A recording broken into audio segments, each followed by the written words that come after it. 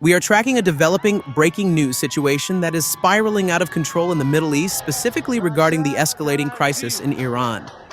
When the country goes dark and the internet cuts out, do not be fooled for a second. It is not because they simply want to hide the protesters from your screens. The reality is far more sinister.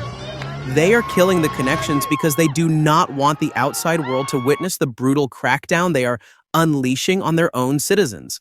The streets of Iran are figuratively and literally on fire right now, and the entire international community is watching with bated breath. What began as scattered, isolated protests has rapidly morphed into a massive movement that the ruling regime never anticipated.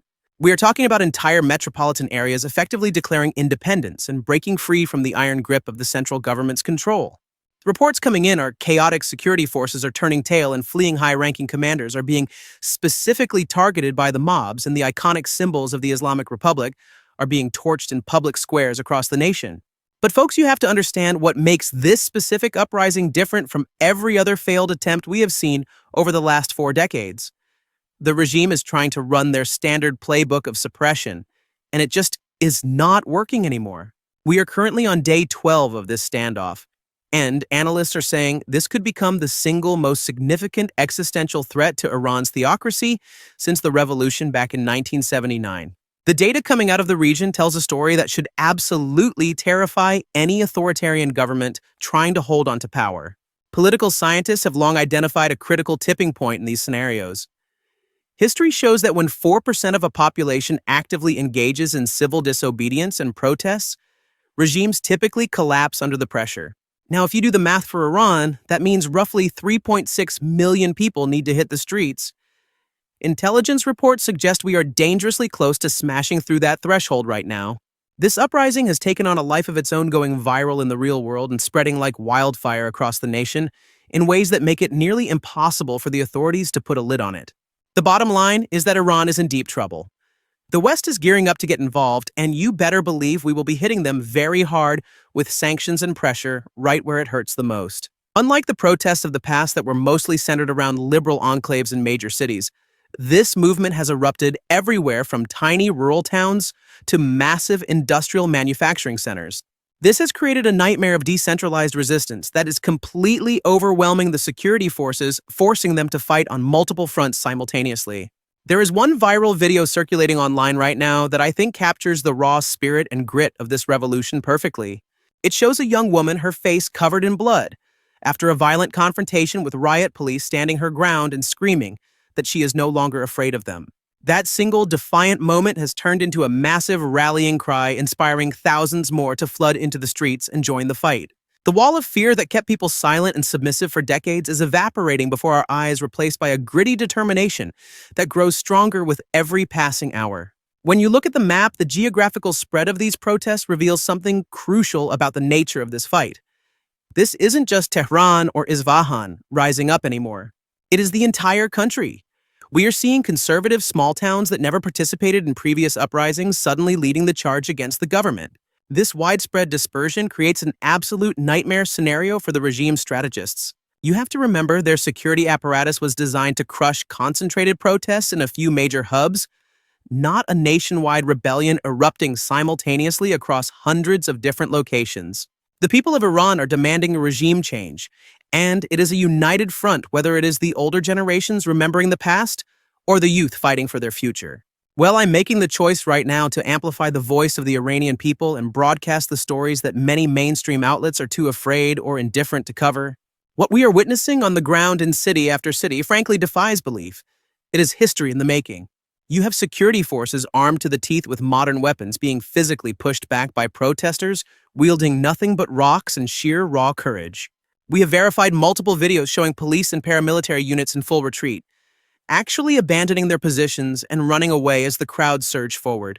The psychological impact of those images on the general population cannot be overstated. When regular people see the regime's scary enforcers running away in fear, it shatters the illusion of invincibility that has kept the theocracy in power for over 40 years. Look at Mashhad, the country's second largest city with 4 million residents. It currently stands on the brink of complete liberation from state control. The symbolism there is incredibly deep. This is a holy city, traditionally a stronghold of religious conservatism, and it has transformed into a battleground for freedom. Protesters have actually managed to tear down the flag of the Islamic Republic right in the city center. They were seen ripping it apart in a scene that would have been absolutely unthinkable just a few weeks ago.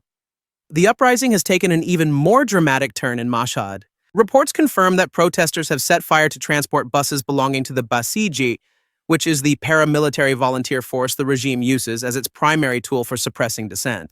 But the crowds did not stop at torching vehicles. Religious schools, which have long been viewed as the indoctrination centers for the theocracy, have now come under direct physical attack. We saw footage of one building being set ablaze as the crowds cheered, marking a direct assault on the ideological foundations of the Islamic Republic itself. Perhaps the most shocking development is what is happening inside the religious establishment. Clerics who once supported the regime are now openly calling for its overthrow. One prominent religious leader's words are echoing across social media platforms right now: "I am opposed to this murderous criminal government." He went on to say, "May God curse those who threw this country into misery, who harmed the nation of Iran, the country of Iran, and the religion itself." He declared that it is obligatory for all people to rise up and tear apart the structure of this malicious, murderous government. Folks, when you have religious authorities turning against a theocracy, that is how you know the foundation is crumbling. Remember, these aren't secular opposition figures or westernized liberals. These are men who dedicated their lives to Islamic scholarship, and now they are declaring the regime illegitimate on religious grounds. Their defection represents a massive crisis of legitimacy for the rulers in Tehran. That kind of dissent strikes at the very heart of the Islamic Republic's claim to divine authority, and it might be the nail in the coffin. We are broadcasting a critical communique directed straight at Elon Musk, speaking for the heart and soul of the Iranian people. First off, I have to extend a massive personal thank you for stepping up to the plate. You took action when the rest of the globe just turned a blind eye and pretended nothing was happening.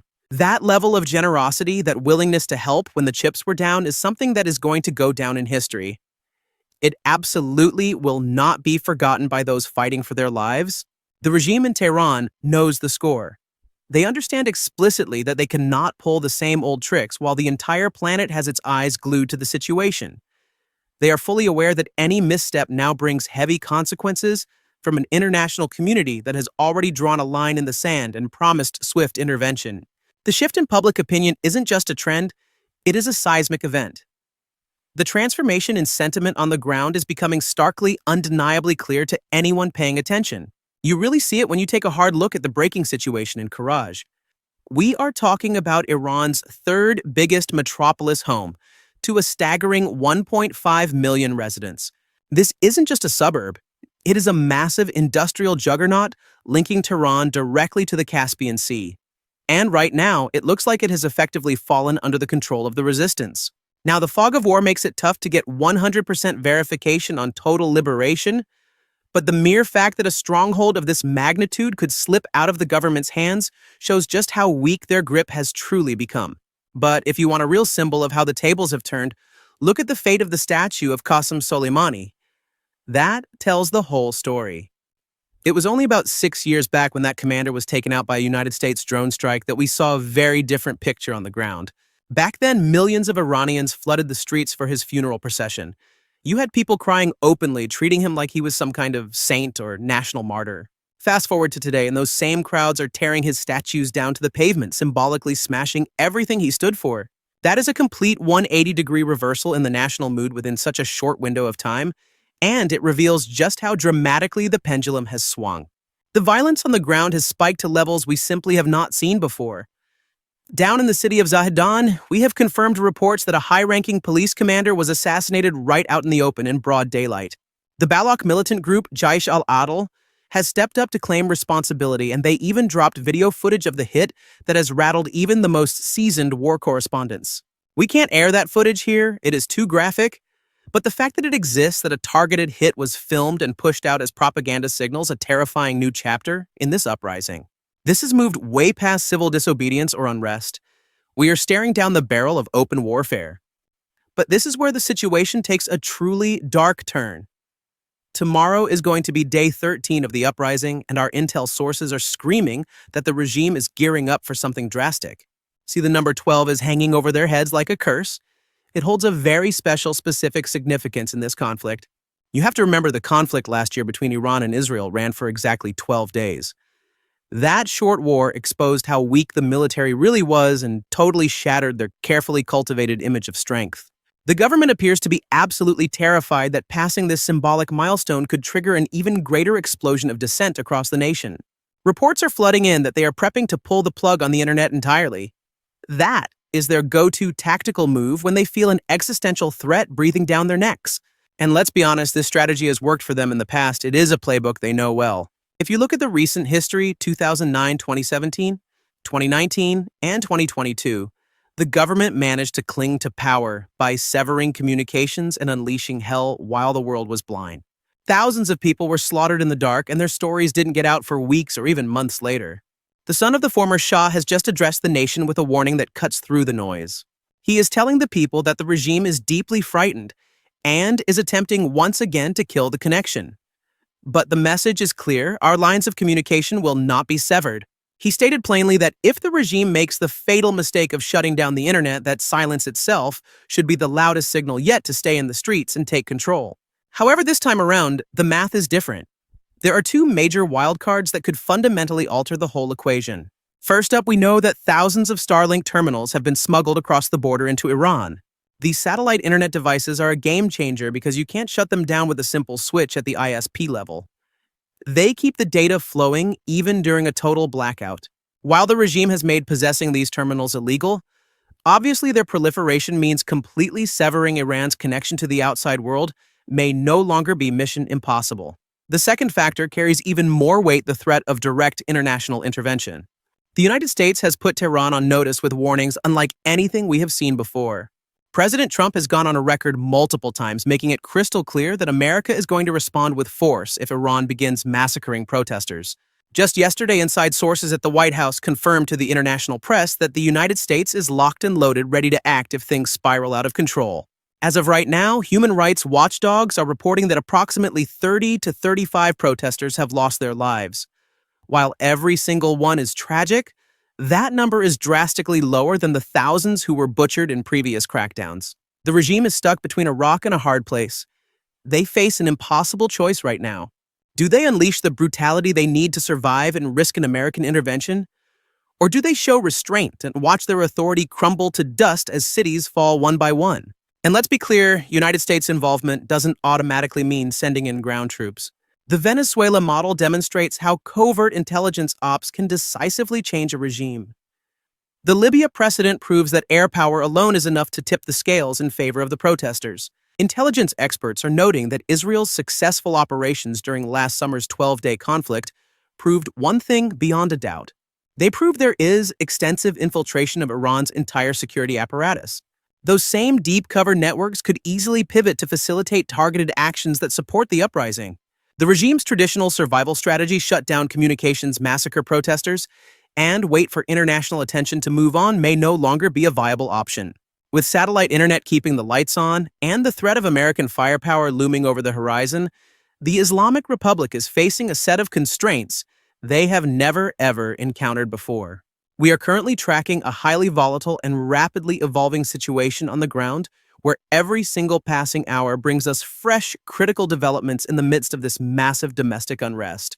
Reports are flooding in, confirming that more and more urban centers are either declaring full liberation or are locked in heavy street-by-street battles for control, while security forces are increasingly throwing down their badges and defecting to the people's side or fleeing the scene entirely. In a shocking turn of events, high-ranking religious authorities are now openly denouncing the very government they spent years serving, all while we creep closer to that symbolic 13th day, which carries a massive amount of psychological weight and historical significance for the movement.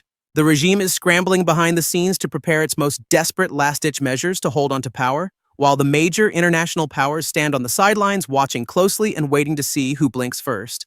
You have to ask yourself what makes this specific moment different from the uprisings of the past, and it is not just the sheer scale or the spread of the protests.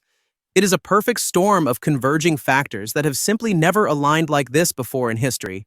We are talking about advanced technological capabilities that are effectively making a total information blackout impossible, combined with a newfound international willingness to actually step up and intervene in the crisis.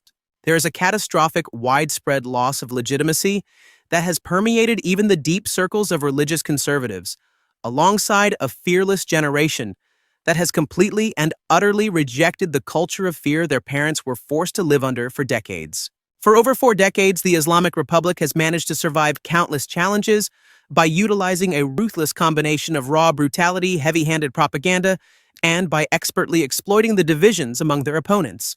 But the dynamic shifts dramatically and the game changes entirely when the very pillars of your religious authority, your own clerics, start standing up and calling for your immediate overthrow. It changes when key cities start slipping right out of your control, when your own security forces choose to run for the hills rather than fight for you, and when the world's leading superpower is explicitly threatening military intervention. And when you have millions upon millions of your own citizens who have decided they would rather die in the streets than live even one more single day under your rule, the end of the line may finally be approaching. The next 24 to 48 hours could be the absolute deciding factor that determines Iran's future, not just for the immediate term, but for generations to come. The big question hanging over everyone's head right now is whether the regime's desperate violent measures will manage to succeed one more time. Or are we actually witnessing the final closing chapter of the Islamic Republic crumbling right before our eyes? The entire world is watching closely as history unfolds in real time on the streets of Iran, where everyday people armed with nothing but extraordinary courage are writing a brand new chapter in their nation's history. That is going to wrap it up for our coverage today, folks, but make sure you stay tuned as this develops, and I will catch you all in the next update.